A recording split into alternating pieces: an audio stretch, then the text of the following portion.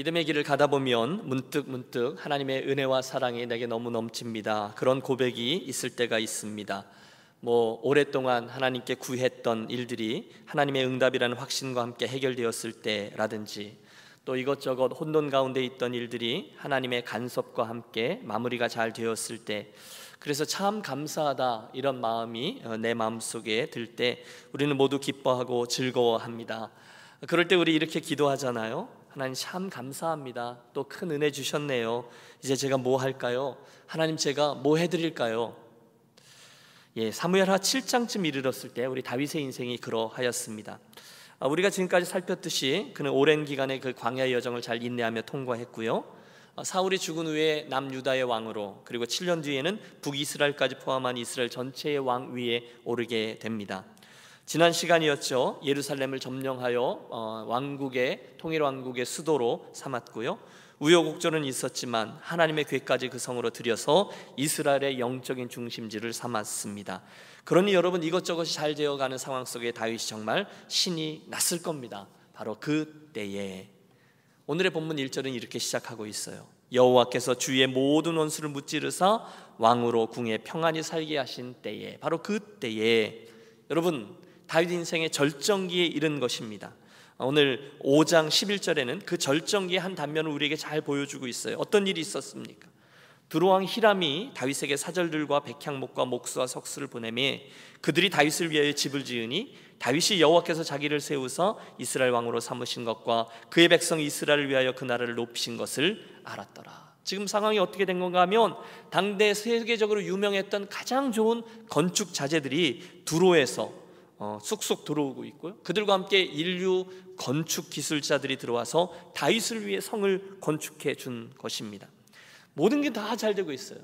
어떤 이들은 이럴 때 영적인 긴장감을 놓치고 좀 우쭐할 때가 있지만 다윗은 참 훌륭합니다. 오히려 신앙적으로 한 걸음 더 깊은 자리로 나아가기 위해서 발버둥을 쳐요. 그래서 생각해낸 게 성전 건축이었습니다. 참 감사하다. 가만히 있어봐. 내가 이렇게 하나님께 받기만 해서 되겠어? 이제는 나도 하나님께 뭔가를 좀 해드려야지. 그래, 하나님의 집을 지어드리자. 나는 이렇게 멋진 백향목 궁에 거하는데 하나님이 거하시는 곳은 성막, 천막이라니 이건 말이 안 되지. 저가 그렇게 마음을 정한 거예요. 에이, 쇳불도 단숨에 빼라고 그는 즉시로 자기의 멘토 나단 선지자에게 그 뜻을 전합니다. 나단 선지자님, 제가 하나님을 위해서 성전을 지어드리고 싶은데 어떻게 생각하세요? 여러분, 선지자가 무척 기뻐합니다. 오늘 3절을 보시면 여호와께서 왕과 함께 하시니 마음에 있는 모든 것을 행하소서. 무슨 뜻이에요? 아니, 생각하고 말고가 어디 있습니까? 왕이요, 하나님 너무너무 기뻐할 것이니 속히 진행하십시오. 여러분, 저는 목사이기 때문에 지금 이 나단 선지자의 마음을 충분히 이해합니다. 아주 가끔 원래는 늘 하나님께 뭐 해달라고 구하고 뭐 달라고 그렇게 하던 교회 가족이 심각하게 저에게 와서 목사님, 저희가 하나님께 뭐 좀 해드리고 싶습니다라고 하면 저를 포함한 대부분의 목사님들은 막 감동하게 될 겁니다. 사실이 그렇죠. 여러분이 누군가가 저희 가서 목사님 이야기 좀 하시죠. 그러면 가슴이 일단 늘어앉죠. 쿵 하고 내려앉고, 그러면서 여러분과 대화를 할 때 예상합니다. 목사님 문제가 생겼어요. 저를 위해 기도해 주세요. 여러분 그러시잖아요. 그런데 누군가가 와서 목사님, 주님을 위해서 뭔가를 좀 해드리고 싶습니다. 뭘 하면 좋겠습니까? 그러면 저는 깜짝 놀랄 겁니다. 여러분 좀 해보세요. 지금이 딱 그 상황 아닙니까? 다윗이 하나님 주신 은혜들이 너무너무 감사한 겁니다. 그분을 위해서 그래서 내가 성전을 건축해 드리겠다는 겁니다. 그때 나온 선지자의 대답이죠. 얼른 하세요. 하나님이 너무너무 기뻐하실 거예요. 여러분, 문제가 하나 있었습니다. 그것은 지금 이 이야기 중에 뭔가가 하나 빠져 있는데 두 사람 모두 하나님께 나아가 먼저 묻지를 않았다는 겁니다. 하나님, 다윗 왕이 성전을 짓겠다는데 어떻게 생각하세요? 하나님의 뜻은 어디에 있습니까? 선지자조차 그걸 묻지 않았습니다. 왜냐하면 너무너무 당연한 거잖아요. 하나님이 너무너무 기뻐하실 만한 거잖아요. 기도하는 건 거의 불필요한 것 아니겠어요? 그런데 뜻밖에도 그날 밤에 나단 선지자가 결제해준 그 허가서에 쌓인 그 잉크가 채 마르기도 전에 하나님의 말씀이 그 선지자에게 임합니다. 허락하지 않는다. 놀랍게도 하나님은 다윗의 마음이 담긴 이 제안을 거절하셨습니다. 아니 여러분, 이게 어떻게 된 일일까요? 자, 우리 본문 속으로 한 걸음 더 들어가 보겠습니다. 우선 저는 이 이야기 속에서 다윗이 참 복이 많은 사람이다라는 생각을 해봅니다. 물론 다른 면으로도 다윗이 복이 참 많아요. 하지만 이 점, 즉 좋은 영적인 조언자, 사심없이 하나님의 말씀을 전해주는 영적인 동지가 있었기 때문에 저가 참 복되다, 저는 그렇게 말하고 싶습니다. 훗날 밧세바 사건도 마찬가지죠. 다윗이 범죄했어요. 그때 나단은요 거침없이 나아가 왕이었던 저를 혹독히 책망합니다. 바로 당신이 그 악한 사람이요, 조금의 주저함도 없어요. 하나님의 말씀이니까. 여러분 어떻습니까? 오늘 여러분에게는 이렇듯 귀한 영적인 동지, 영적인 동역자가 있으신지요? 그럼 멀리 가지 말고 저를 한번 생각해 보세요. 여러분에게 있어서 저는 어떤 존재입니까? 저는 여러분께서 듣고 싶어하는 말씀을 전달하는 목사입니까? 아니면 여러분이 꼭 들으셔야 하는 말씀을 전달하는 목사입니까? 저는 진심으로 저와 여러분 사이에 이런 깊은 신뢰가 있는 영적인 동역자의 관계가 형성되었으면 좋겠습니다. 서로를 진심으로 사랑하기 때문에, 또 그 전에 아주 깊은 인격적인 교제, 또 관계, 신뢰가 맺혀져 있기 때문에 집사님 그건 아니죠, 집사님, 장로님, 권사님 혹시 좀 더 기도해 보십시오, 이건 이렇게 하는 것보다 저렇게 하는 게 맞습니다, 이건 아니에요, 하나님이 기뻐하지 않으세요, 가감없이, 물론 지혜롭게 하나님의 마음을 전하고 받는 목사와 성도의 관계가 되시기를 진심으로 소원합니다. 심지어 어떤 센 소리까지라도 저도 여러분을 사랑하고 여러분도 그 속에서 목사님이 나를 케어하시는구나, 그 진심을 알기 때문에 잘 전하고 잘 듣고 잘 의논하는 그런 동역자, 그게 맞죠. 그게 동지 아니겠어요? 저하고 여러분도 그렇지만 또 여러분도 여러분 옆에 있는 분, 서로가 서로에게 그런 영적인 동지애를 가지고 선한 노력을 경주하는 분들이 되시기를 또한 부탁합니다. 의도를 가지고 노력하셔야 되는 거예요. 사람을 얻으시려면 여러분 우리가 함께 밥을 먹어야 되잖아요. 시간도 드려야 되잖아요. 삶도 공유해야 되고 간증도 나누고 해야 되고 같이 기도해야 되고, 특별히 소그룹이 그렇습니다. 여러분 우리는 사랑팀이라 부르잖아요. 우리 사랑팀이 모이시면 주로 어떤 이야기들을 하십니까? 사랑팀 예배가 끝났어요. 그럼 무슨 이야기들을 하세요? 그럼 말씀 좀 해보세요. 그때 여러분 그 주간에 설교 때 하나님 나에게 주신 은혜 받은 이야기, 바이블 타임 할 때 주신 도전 이야기, 기도 응답 받은 거, 기도 부탁, 그런 이야기들을 주로 나누십니까? 아니면 취미 이야기, 건강 이야기, 남들 이야기, 애들 자랑, 세상 돌아가는 이야기를 주로 하십니까? 저에게는 아주 곤혹스러운 기억이 하나 있습니다. 오래전에 섬겼던 교회에 아주 특이한 분이 한 분 계셨습니다. 거기는 이제 소그룹 모임을 구역 예배라 불렀는데요. 일단 구역 예배를 잘 마치고 주기도문으로 예배가 딱 마치면, 그래서 대개 나라와 권세와 영광이 아버지께 영원히 있사옵나이다 아멘 하면 바로 이어서 이분이 그런데 한국이 이제 큰일 났는데 이러고 이제 이야기를 시작하는 거예요. 이분은 마치 그 시간을 위해서 다른 시간들을 다 사시는 분 같아요. 완전 정치, 경제, 사회, 문화, 종교 모든 면을 다 섭렵하시고 그걸 다 갖고 와서 풀어놓는 거예요. 그러면 겨우겨우 잡아놓은 구역 예배의 분위기가 한순간에 확 흐트러져 버리는 거죠. 이게 수습이 잘 안 되는 거예요. 주님, 저분은 왜 바쁘지도 않고 저렇게 꼬박꼬박 구역 예배 오시는지 모르겠어요. 정말로 도움이 안 되는 분이 계셨습니다. 혹시 여러분의 사랑팀에는 그런 분 아니 계십니까? 이분들의 특징이 있잖아요. 웬만해서는 그 이야기의 주도권을 놓치지 않으세요. 전투력이 강하세요. 아무리 화제를 돌리려고 해도 자기 하고 싶은 이야기를 모든 사람들로 하여금 끌어가는 탁월한 은사가 있는 분들이죠. 사랑팀장님, 강사님 잘 들어주십시오. 절대로 그런 분들에게 사랑팀의 주도권을 넘겨주지 마시기를 바랍니다. 여러분 소그룹에 혹시 그런 분들이 계시다면 당신 얘기야 그러지 마시고 기도하시고 다른 이야기들보다 여러분 이 분위기를 주도하는 거죠. 하나님께 은혜 받은 이야기, 격려하고 건면하고 기도 제목 나누는 이야기들을 우선적으로 나누고 그렇게 모임을 이끌어 가주십시오. 왜? 영적인 동역자로 세워져야 되니까. 그런 사랑팀 모임은 모이고 흩어질 때 집에 갈 때 참 좋다 이러지만, 여러분 취미 이야기, 건강 이야기, 아이들 자랑 이야기하다 돌아가는 모임은 밥 먹고 돌아가는 이야기 정도밖에 못하는 것이죠. 여러분 축복하고 권합니다. 우리 교회 이 강단과 회중들 사이에 또 우리들의 사랑팀의 모임들 가운데 우리 모두 이 나단과 다윗처럼 좋은 영적인 동역자, 동지, 격려자로 세워지시기를 간절히 소원합니다. 그날 다윗에게 나단이라는 영적 동지가 있었다는 거예요. 두 번째로 이야기에서 우리가 주목하려고 하는 것은 좀 더 중요해져요. 4절과 5절에 나오는 하나님의 말씀이에요. 한번 봐주십시오. 4절입니다. 그 밤에 여호와의 말씀이 나단에게 임하여 이르시되 가서 내 종 다윗에게 말하기를 여호와께서 이와 같이 말씀하시되 내가 나를 위하여 내가 살 집을 건축하겠느냐 이렇게 얘기하세요. 무슨 뜻인가 하면 다윗 내가 나를 위해서 집을 짓겠다고? 허허허 다윗 네 괜찮아. 뜻밖에도 하나님 거절하시는 메시지인 거예요. 직접적인 이유는 성경에 나옵니다. 다윗이 전쟁을 많이 했기 때문에, 그래서 그 손에 피를 많이 흘렸기 때문에 그때보다는 평안한 시기 그 후손에게 성전 건축을 허락하시겠다 이런 것입니다. 하지만 쭉 이어지는 우리가 함께 읽은 이 본문의 말씀을 쭉 읽을 때 그 속에서 드러나는 당신의 더 깊은 속내가 하나 있죠. 그건 이거예요. 다윗 괜찮아. 내가 언제 집 필요하다고 하던 지금 급한 것은 내가 나를 위해서 뭘 해주는 것보다는 내가 너를 통해서 하고 있는 일, 즉 내가 너를 위해서 집을 짓고 있는 이 일이란다. 집을 세우는 자는 나지 내가 아니야. 나는 내가 어릴 적부터 내 인생이라는 집을 세워왔잖아. 지금도 그렇고. 그런데 네가 나를 위해 집을 지어주겠다고? 뜻은 고맙지만 다윗 그건 괜찮고 이걸 기억하렴. 나는 사람들로 하여금 내가 날 위해서 뭘 하고 있는지를 보여주길 원치 않고 대신에 내가 널 위해서 뭘 하고 있는지를 보여주기 원한단다. 이게 그 얘기예요. 여러분 오해하지 마십시오. 지금 다윗의 그 마음을 하나님이 무시하신 게 아니에요. 그 마음은 하나님이 이미 받으셨어요. 같은 사건을 기록하고 있는 열왕기상 8장에도 하나님은 이때의 다윗의 그 제안을 기쁘게 받으셨다고 인정하셨어요. 내가 내 이름을 위하여 전을 건축할 마음이 있으니 이 마음이 내게 있는 것이 좋도다. 하나님 분명히 말씀하셨어요. 그래서 오늘의 본문에는 그 마음을 받으신 하나님이 실제로 다윗과 그의 후손들에게 주실 약속의 말씀들이 가득합니다. 오늘 9절을 보시겠어요? 당신은 다윗의 이름을 존귀하게 만들어 줄 거라고 하세요. 11절에는요 그의 나라가 평안하게 될 거라 약속하세요.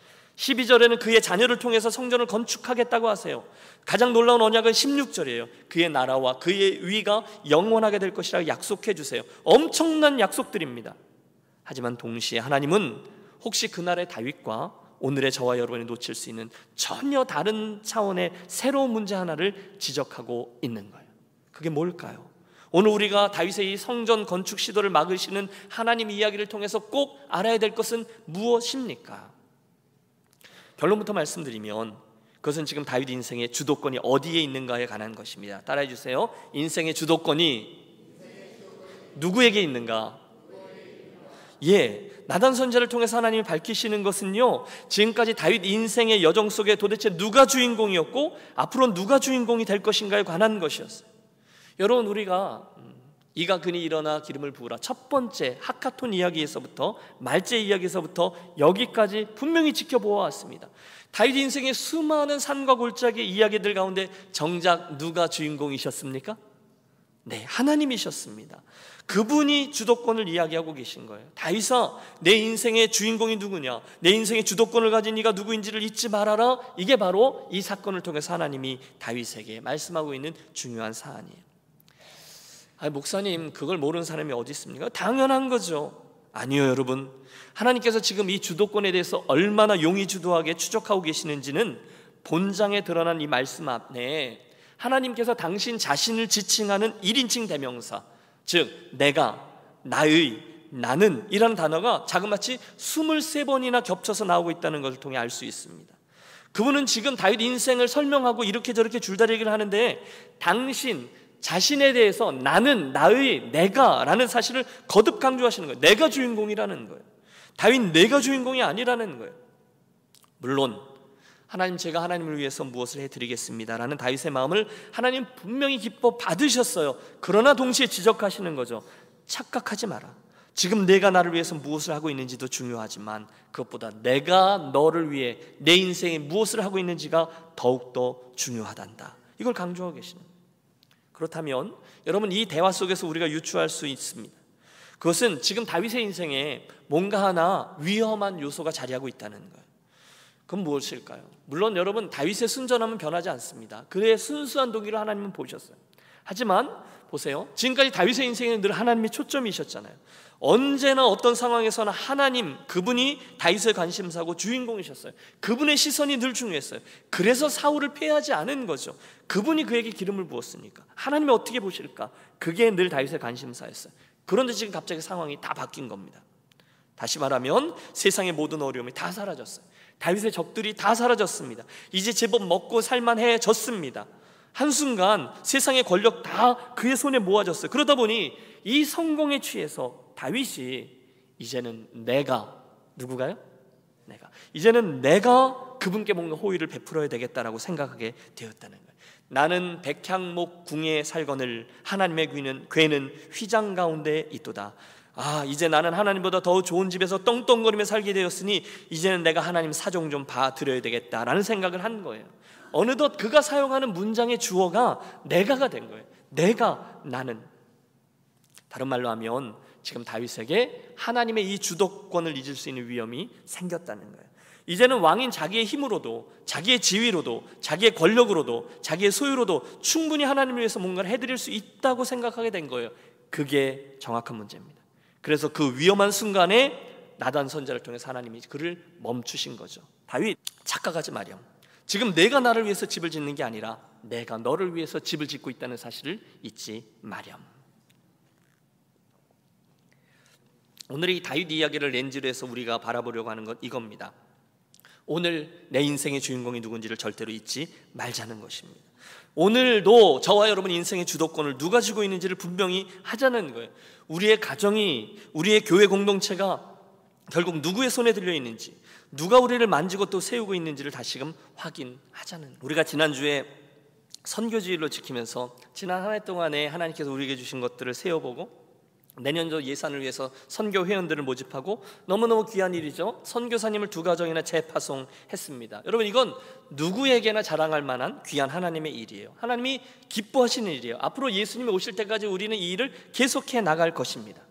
그런데 혹시 이런 과정을 통해서 제가 또는 여러분이 또는 유년교회 공동체가 그 일을 우리가 잘 감당하고 있다는 생각에 내가 혹은 우리가 하나님을 위해서 뭔가를 좀 해드리고 있다라고 생각하면, 그래서 마치 내 손에, 우리의 손에 우리들의 인생과 교회 공동체의 그 운명이, 그 주도권이 담겨있다라고 착각한다면 어리석은 일이라는 거예요. 여러분, 이해가 되세요? 오늘 저와 여러분이 뭐 열심히 하잖아요. 우리가 예배하죠, 양육하죠, 교제하죠, 선교하죠, 봉사하죠, 차세대 세우죠, 일꾼 세우죠, 열심히 합니다. 그런데 여러분, 그러면서 우리가 뭘 열심히 좀 하고 있다는 사실 때문에, 그래서 우리 교회가 날마다 좀 더 나아지고 있다, 좀 더 바뀌어 가고 있다는 사실 때문에 우리가 뭐 했고 앞으로 뭐 하고 앞으로 뭐 할 예정이고 등등, 자칫 내가 또는 우리가가 그 주인공의 자리를 차지하려고 하는 어리석음이 우리에게 있다면 어리석은 일이라는 거예요. 내가 세워드리는 그분의 집이 문제가 아니라 그분께서 세워지는 나의 집이 문제라는 거예요. 우리가 오늘 세워가고 있는 유년교회가 문제가 아니라 그분께서 세워주고 계신 유년교회가 문제라는 거예요. 거기에 집중하자는 것입니다. 여러분, 저와 여러분이 열심히 주님을 섬기고 계시잖아요. 감사합니다. 그러나 기억하고 싶습니다. 우리가 열심히 뭐 하는 건 좋지만 자칫 우리들의 시선이 우리를 어떻게 다듬고 세우시는 하나님 그분에게서 우리가 그분을 위해서 해드리는 그 무엇에게로 옮겨질 때 우리는 개인적으로 공동체적으로 빨간 신호등 앞에 선 것입니다. 다윗, 내가 나를 위해서 뭘 해준다고? 참 귀하다. 그러나 사랑하는 아들아, 내 우선적인 관심사는 네가 지어주는 내 집이 아니라 내가 짓고 있는 네 집이란다. 여러분, 저는 이 이야기가 우리 삶의 모든 부분에 적용될 수 있다고 믿습니다. 얘야, 내가 나를 위해서 교회 나와준다고? 얼마든지 적용할 수 있어요. 얘야, 내가 나를 위해서 헌금해 준다고? 얘야, 내가 나를 위해서 봉사해 준다고? 얘야, 내가 나를 위해서 집을 지어준다고? 그런데 다윗, 내가 언제 백향목 궁이 없다고 투정하대? 그건 진짜 문제가 아니야. 대신에 사랑하는 아들아, 사랑하는 딸아, 오늘 내가 정작 집중해야 되는 것은 지금 내가 너의 집, 내 인생의 집을 짓고 있다는 사실이란다. 너는 다윗이고 나는 하나님이야. 유니온교회야, 너는 나의 교회고 내가 하나님이야. 오늘 내가 나를 위해서 섬기는 일들, 내가 나를 위해서 봉사하고 헌신하는 모습은 참 귀하지만 그 전에 내가 지금 너를 위해서 짓고 있는 인생과 내가 세우고 있는 교회가 훨씬 더 중요하다는 것을 기억하렴. 거기에 집중하렴. 너는 교회고 내가 하나님이야. 여러분, 이해가 되세요? 이 주도권의 문제라는 거예요. 요즘 한국에 있는 모두 다 아는 그 대형 교회 하나가 세습 문제로 도마에 올랐습니다. 그 교회가 속해 있는 교단에 그 교단이 만들어 놓은 법도 무시하고 법 위에 올라서 군림하면서 끝까지 이를 힘으로 밀어붙여서 온 세상의 조롱거리가 되고 있어요. 그러면서 이분이 이렇게 말씀하세요. 큰 교회는 십자가입니다. 누가 이 힘든 십자가를 지겠습니까? 제가 져야죠. 제 아들이 져야죠. 이렇게 말해요. 여러분 우습지도 않습니다. 여러분 지금 나는 하나도 부족하지 않고 난 퍼펙한데 그런 얘기를 하는 게 아니에요. 원칙에 대한 얘기예요. 온 세상이 조롱하는데 자기들만 모릅니다. 저는 오늘의 이 말씀에 나오는 스피릿을 빗대어 이렇게 물으면 문제의 본질이 바로 드러난다고 생각합니다. 여러분 그게 누구 건데요? 누가 주인인데요? 누가 그걸 책임지는데요? 지금 그러고 있는 거예요. 내가 하나님을 위해서 이 교회를 책임져 드리겠습니다. 제가 아니면 이 십자가를 누가 지겠습니까? 제가 책임지고 제 아들이 책임져 드리겠습니다. 여러분 궤변입니다. 아무도 안 믿는 거예요. 여호와께서 이와 같이 말씀하시되 내가 나를 위하여 내가 살 집을 건축하겠느냐? 무슨 뜻이에요? 고맙구나. 그런데 안 해도 돼. 대신에 분명히 말하는데 여호와가 또 내게 이르노니 여호와가 너를 위하여 집을 짓고. 할렐루야. 여러분 하나님의 우선적인 관심이 이 주도권 문제예요. 내가 그분을 위해서 뭐 해드리겠다고 나서는 데 있지 않아요. 너 없어도 돼. 이게 하나님의 이야기예요. 대신에 하나님께서 나를 위해서 무엇을 해주고 있는지 그걸 주목하는 게 중요하다는 거예요. 그분이 우리 안에 뭘 하고 계시지? 오늘 그분이 우리에게 뭘 원하시지? 어떻게 하면 우리가 그분이 원하시는 교회로 빚어지지? 이게 훨씬 더 중요한 거예요. 놀랍게도 다윗이 하나님의 이 말씀을 듣고 바르게 반응합니다. 우선 그는 하나님의 이 말씀을 잘 들어요. 참 알겠습니다. 하나님 관두겠습니다. 성전 안 지으면 되잖아요. 여러분 이렇게 기분 나빠하거나 섭섭해하지 않습니다. 오히려 하나님께서 그때 주신 온갖 축복들과 약속의 말씀들로 인해서 더 깊이 감사해요. 그가 보인 첫 번째 반응이 이걸 증명합니다. 18절을 보십시오. 다윗 왕이 여호와 앞에 들어가 앉아서 가로되 주 여호와여 나는 누구이오며 내 집은 무엇이기에 나를 여기까지 이르게 하셨나이까. 여러분 저가 하나님의 이 말씀의 의도를 정확히 파악한 거예요. 그래서 그분 앞에 들어가 앉아 그분의 주도권을 다시금 확인합니다. 자기가 운전하려고 잠깐 시도했던 자리에서 내려와 그분 앞에 가서 무릎을 꿇고 기도하는 자리로 들어갑니다. 사랑하는 여러분, 저는 다윗 인생의 모든 장면들 가운데 가장 아름다운 장면이 바로 이곳이라고 생각합니다. 저가 여호와 앞에 들어가 앉아서 피조물이었던 저가 하나님의 뜻을 듣고 나서 자기 삶에 있는 모든 것을 여호와 앞으로 가지고 나아가 그 소유권과 그 주도권을 다시금 온전히 이양하고 있어요. 여러분 이 일이 일어나기 전까지는 아무런 일도 일어나지 않아요. 여러분 한번 생각해 보세요. 다윗이니까? 아니요, 일은 결단코 쉽지 않습니다. 다윗이 그의 인생에서 최고 전성기에 이르러 있다는 점을 기억하세요.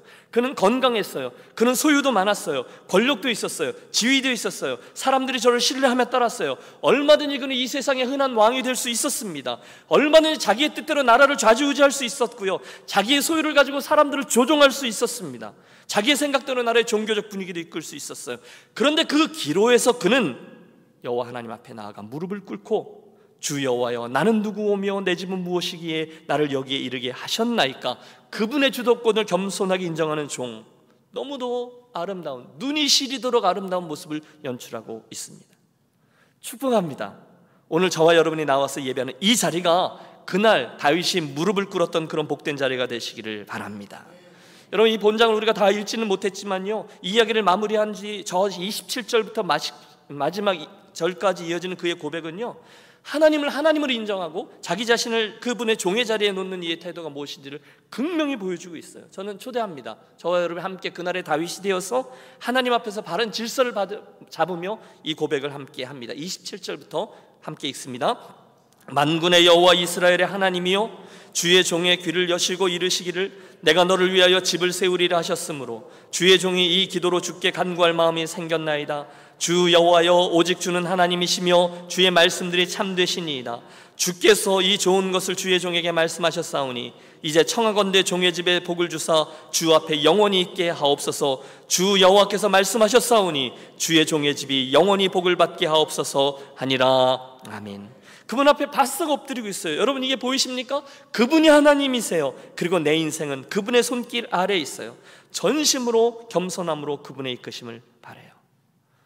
사랑하는 여러분, 오늘도 세상에는요 그 인생의 주도권이 자기에게 있다고 그게 당연하다는 듯이 착각하여 교만한 말을 입에 담으면서 오만방자행하는 사람들이 가득합니다. 지난 시간의 말씀 기억하십니까? 베레스 우사, 심지어 하나님마저도 너무 친숙하여 자기가 소유한 것처럼 착각하고 자기 방식대로 그분을 다루고 자기가 그분을 좌지우려 하려고 듭니다. 그런데 오늘 다윗을 통해서 배우려고 하는 거예요. 누가 진짜 주인공이냐라는 점입니다. 이 아침 저와 여러분 공의 다시금 하나님 앞 음성을 듣고 깨어 경성하기 원합니다. 내가 나를 위해서 세워지는 집이 문제가 아니라 내가 너를 위하여 세워주는 집이 문제란다. 사랑하는 아들아, 사랑하는 딸아, 내 인생의 이 부분 저 부분들에 대해서 누가 주인인지를 분명히 하렴. 누구에게 그 주도권이 있는지를 생각해 보렴. 내 인생의 문제, 내 소유의 문제, 내 건강의 문제, 내 교회의 문제, 내 관계의 문제, 내 자녀의 문제, 내 미래의 문제, 이 모든 것에 대하여 나의 주도권을 인정하렴. 내가 지어주고 있는 집을 기억하렴. 여러분, 아버지의 그 음성 앞에 여러분 어떻게 반응하시겠습니까? 혹시 끝까지 그 주도권을 놓기가 싫어서 그 짐을 내가 지고서 어떻게 쓰니 내가 해보려고 버티시겠어요? 아니면 오늘 다윗처럼 잠잠히 그분 앞으로 나아가 그분 앞에 다시금 꿇어 엎드리시겠어요? 여러분, 세월이 얼마나 빠른지요. 신년 특별 새벽 기도회로 출발했던 올해가 벌써 11월에 이르렀습니다. 벌써 내년도 카렌더 제작 다 마쳤고요. 올해 내년도의 사역 일정이 다 준비되었습니다. 교회적으로도 우리가 결산을 준비하고요, 내년도 예산을 세우고 있어요. 그래서 이러저런 모임들이 계속되고 있어요. 그러면서 우리는 나도 모르게 우리가 애쓰는 거 있잖아요. 교회 공동체를 위해서 이런 것 저런 것 하고요, 이 예산 저 예산 등등, 그것들이 우리들의 주된 관심사가 되기가 쉬워요. 그러나 이 아침에 저는 사랑하는 여러분들께 이것을 제안합니다. 그것은 다 소중한 일들이지만 목사도 그렇고 우리 교회 리더분들도 그렇고 우리 교회 가족들 한 분 한 분 모두가 오늘 하나님께서 현재형으로 빚고 계신 저와 여러분의 인생, 아니 좀 더 구체적으로 나를 빚고 계신 하나님 그분의 시선과 손길에 더 집중하게 되시기를 권합니다. 그날에 다윗이 그랬던 거예요. 그 위험한 순간에 그는 제자리를 찾은 거죠. 여러분 보세요. 오늘 이야기의 출발점인 2절에서 내가 하나님을 위해서 뭔가를 좀 해드리겠습니다 이렇게 팔을 걷어붙이고 나섰던 다윗이 이 이야기의 말미에 완전히 바뀝니다. 28절, 이제 청하건대 종의 집에 복을 주사 주 앞에 영원히 있게 하여 주옵소서. 주 여호와께서 말씀하셨사오니 주의 종의 집이 영원히 복을 받게 하옵소서 하니라. 할렐루야. 하나님 그분의 이 말씀으로 인해서 시각이 바뀌었어요. 삶에 있는 모든 부분에 쫙 질서가 바뀝니다. 한순간 누가 하나님인지 누가 다윗인지를 알게 되었어요. 나를 향한 그의 시선이 그분을 향한 시선으로 바뀝니다. 훗날 그의 아들 솔로몬은 시편 127편에서 이렇게 고백합니다. 여호와께서 집을 세우지 아니하시면 세우는 자의 수고가 헛되며. 맞습니다. 아들이 그 아버지의 인생을 지켜본 거죠. 우리가 수고하고 애쓰며 열심히 집을 세우지만 관건은 이거예요. 여호와께서 집을 세우지 아니하시면 세우는 자의 수고가 헛되다. 여러분 동의하십니까? 믿습니까? 뭘 아멘 하셨는지를 정확히 기억하십시오. 여호와께서 내 인생의 집을 짓는 것을 그분이 하시지 않으면 내가 아무리 수고하고 애써도 헛되다라고 말씀하셨어요. 여러분 그분이 헛되다 말씀하시면 진짜 헛된 거예요. 우리들 인생의 관건은요, 내가 세우는 게 아니에요. 그분이 세우는 거예요. 그분의 주도권이 관건이라는 거예요. 하나님은 저 없어도 됩니다. 여러분 관건은요, 제가 하나님을 위해서 뭘 해드리는 데 있지 않아요. 하나님은 거꾸로 지금 하나님께서 나를 위해서 어떤 일을 행하고 계신지에 우리가 주목하기를 원하시는 거죠. 교회도 그렇습니다. 우리가 뭘 해서 세우는 유년교회 중요하지만 그분의 관심은 당신께서 세우시는 유년교회에 있는 줄로 믿습니다. 오늘 설교의 결론은 분명합니다. 누가 지혜롭냐는 거예요. 그 주도권과 소유권을 내가 붙잡는 것이 아니라 기회가 있을 때마다 그 원래의 주인에게로 계속해서 올려드리는 자, 그분인 줄로 믿습니다. 여러분 올해도 우리가 연말을 향하고 있습니다. 추수감사절기를 지날 거고요, 성탄절기를 지나 신년주일, 송구영신예배, 계속 의미 있는 절기를 통과하게 되어 있어요. 여러분 하나님이 왜 우리에게 이런 절기를 계속해서 주실까요? 저는 믿습니다. 절기 속에 감추어진 하나님의 의도는요, 딴 거 아닙니다. 리셋입니다. 리셋. 다시 해서 그것을 원래의 자리로 돌이키는 거예요. 끝이 있다는 거예요. 하나님이 있다는 거예요. 그걸 잊지 말라는 거예요. 다시 잘 해보라는 거예요. 이게 절기인 거죠. 우리들 인생을, 우리 삶의 방식을, 교회를 섬기는 방법을 다시금 리셋하라는 거예요. 아, 그분이 내 인생의 주인이시지. 아이고 내가 잠깐 다시금 착각했네. 그분이 우리 교회를 세우고 계시지 내가 뭐 나서서 하고 내가 하나님 뭐 해드릴까요? 그 앞에서 교만하게 구는 게 아니지. 하나님의 시선 앞에 우리들을 리셋하는 거죠. 오늘도 우리는 다윗의 저 제사장적인 삶을 통해서 하나님의 마음과 기대 한 가지를 대했습니다. 여러분 오늘 저와 여러분 인생의 주어는 무엇입니까? 하나님 제가 그게 주어입니까? 아니면 하나님 그분이 주어입니까? 다시금 연말을 향하고 있는데 하나님 제가 집 지어드릴까요?를 묻는 인생을 사시겠어요? 아니면 하나님 오늘 제 인생에 무엇을 세우고 계십니까?를 묻는 인생을 사시겠어요? 오늘 여러분은 무엇을 선택하시겠습니까?